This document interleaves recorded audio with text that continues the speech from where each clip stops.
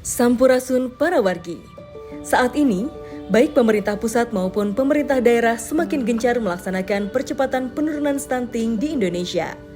Berdasarkan Peraturan Presiden atau Perpres nomor 72 tahun 2021 tentang percepatan penurunan stunting, target prevalensi stunting nasional tahun 2024 ini berada di angka 14%. Guna mewujudkan hal tersebut, banyak program dan kebijakan yang digulirkan baik oleh pemerintah pusat maupun pemerintah daerah.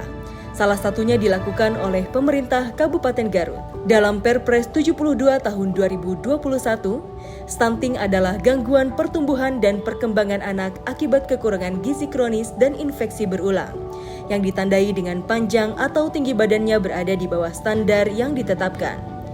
Pada tahun 2021, berdasarkan Studi Status Gizi Indonesia atau SSGI, angka prevalensi stunting di Kabupaten Garut berada di angka 35,2%, namun berhasil ditekan dan diturunkan dengan berbagai upaya yang dilakukan oleh Pemkab Garut.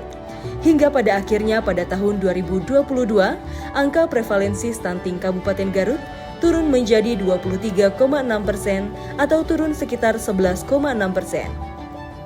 Meski demikian, berdasarkan survei kesehatan Indosat Care atau SKI, angka stunting di Kabupaten Garut pada tahun 2023 mengalami kenaikan sebesar 0,5% dari 23,6% menjadi 24,1%. Ini sudah kita lakukan dan berdasarkan katakanlah self assessment kita bahwa kita merasa posisi kita ada di 13,6%.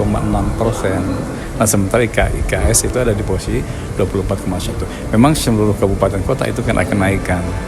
Kita memang yang paling rendah 0,5%.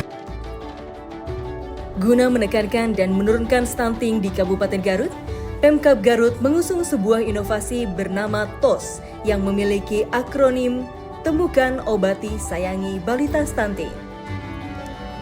Dalam kegiatan Temukan, Pemkab Garut melakukan gerakan bersama Bulan Pencarian Stunting atau Geber BPS untuk mencari tahu by name by address balita yang terindikasi stunting.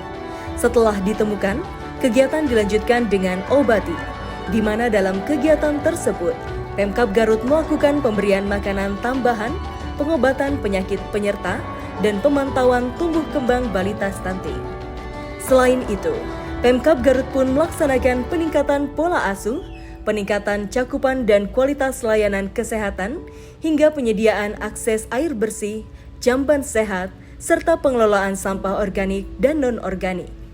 Seusai ditemukan dan diobati, program dilanjutkan dengan Sayangi, yaitu melalui perbaikan rumah tidak layak huni, penyaluran bantuan sosial, penyediaan pekarangan pangan lestari, hingga menyediakan bapak asuh bagi balita stunting. Bahkan, inovasi TOS saat ini memiliki dashboard khusus bagi Pemkab Garut untuk mengelola manajemen data stunting.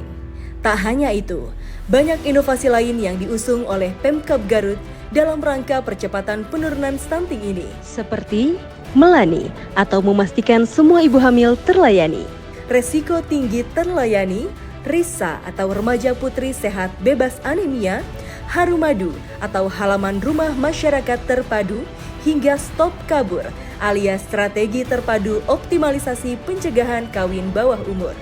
Selain itu, guna meningkatkan kapasitas dan kualitas sumber daya manusia yang berhubungan dalam percepatan penurunan stunting, Pemkab Garut juga melakukan pelatihan bagi kader pembangunan manusia, tim pendamping keluarga, hingga kader posyandu. Dalam rangka percepatan penurunan stunting di Kabupaten Garut, Pemkab Garut tidak berjalan sendiri, melainkan dibantu pihak lain seperti NGO, akademisi, media, perusahaan, dan yang lainnya.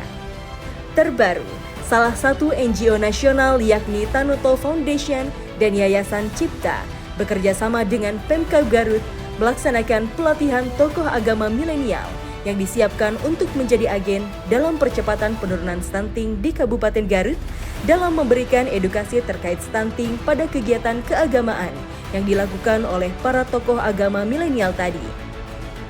Tentunya, target 14% prevalensi stunting di Indonesia pada tahun 2024 bukanlah hal yang sulit ketika semua pihak berkolaborasi dan bahu-membahu melaksanakan percepatan penurunan stunting. Maka dari itu, mari bersama cegah stunting, karena cegah stunting itu penting. Ya harapannya mudah-mudahan ketika semua kita bergerak dan punya kebijakan yang sama, punya giroh yang kuat untuk mengentaskan semua persoalan ini, mudah-mudahan ya poinnya di masyarakat nanti.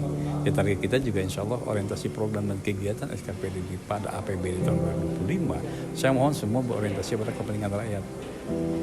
Hilangkan hal yang bersifat rutinitas, silakan pada pokok permasalahan. Itu yang kita